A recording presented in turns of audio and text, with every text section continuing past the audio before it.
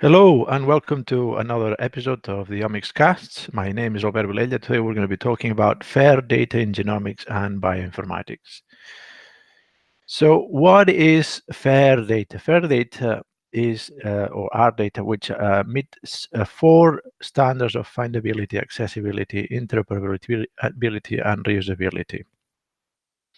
And so it's a collection of guiding principles to make scientific data management and stewardship more useful to people, right?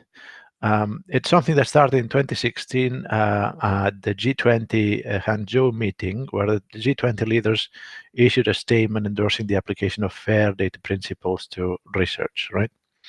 And so since then on, fair data has been something to consider for people that create data, manage data, or want to access data as a way of guiding the principles for those actions.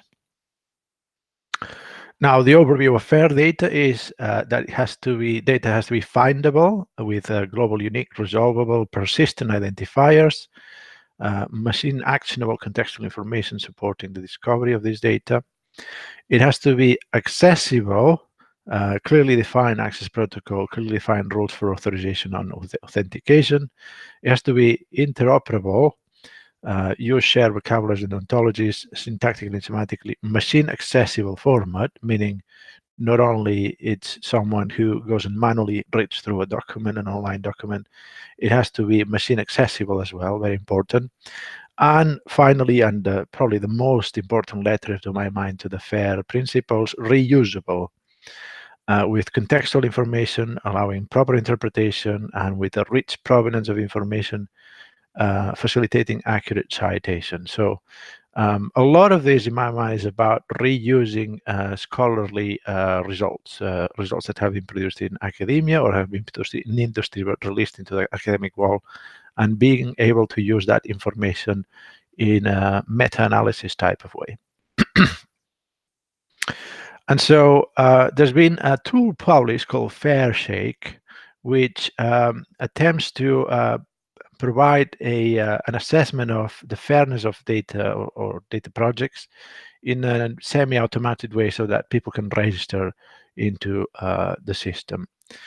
So throughout the initial assessments of the people that published the FairShake, it's become clear that many established community standards are not being employed within the biomedical research community, largely due, this is the key, to a lack of awareness of such standards. And so for many projects, and next generation sequencing being one of them, the main big projects that generated the first big cohorts of data for these, for example, next generation sequencing, one of them was the 1,000 Genomes project.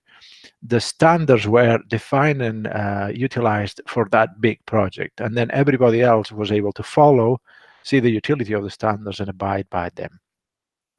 But in many other cases, there is a lack of awareness of such standards, and so this creates data incompatibilities further down the line, and it decreases the overall value of this scholarly knowledge that has been produced by public taxes or by private institutions.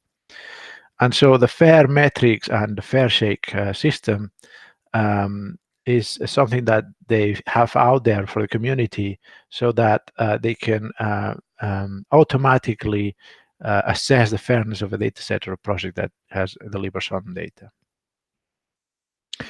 So the FAIR metrics and rubrics essentially will look at projects with digital resources, and there's a few mentioned here, for example, TopMed, and then do a semi-manual, semi-automated assessment and give a fair insignia to the project at the different levels at which these are discussed or analyzed. And so the insignia will go from having red squares or red tiles for poor fairness, poor fair score, this mid-purplish color for good fairness of the data, and the blue for being very fair. So an insignia like this, you want it to be as blue or purple as possible and have the fewest possible red tiles as possible. So what's an example of this? For example, TOBMED, something I've talked about in this omics cast, the Transomics for Precision Medicine program, TOBMED, generating lots of data.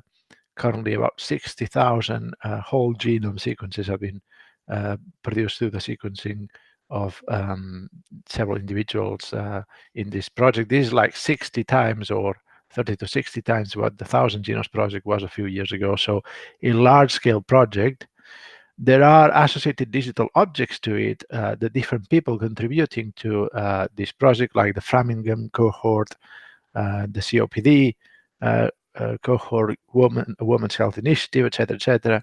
And as you can see here, through the fair shake system, they have been given one of these multi-tiled emblems, and then they essentially, the insignia gives you an idea of how good each of those is doing. So the bluest the better.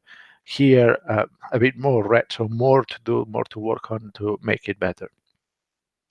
To look at this in a different system, in a gradation of how the data is fair or not, different levels.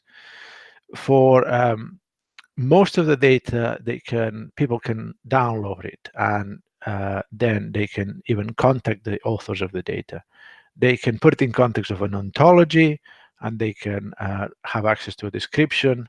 For fewer of them, as you can see, then is there a tutorial about how to access and use the data, or a license to access and use it, and an API. I'm quite surprised that the API is quite high. It doesn't drop so dramatically, because APIs are usually far and few between, and they make life much easier for people wanting to automatically process data, and they're a great resource when it exists. And then almost no one gives access to version and source code for the interpretation of data itself. So this is a bit of a gradation of what it looks like, and for a specific project, you can see here how it will look like. So as you can see, lots of people thinking about this. And then here's a poll for you about fair data. How important is fair data for you in your organization? And you can access this poll at bit.ly/omicsfair.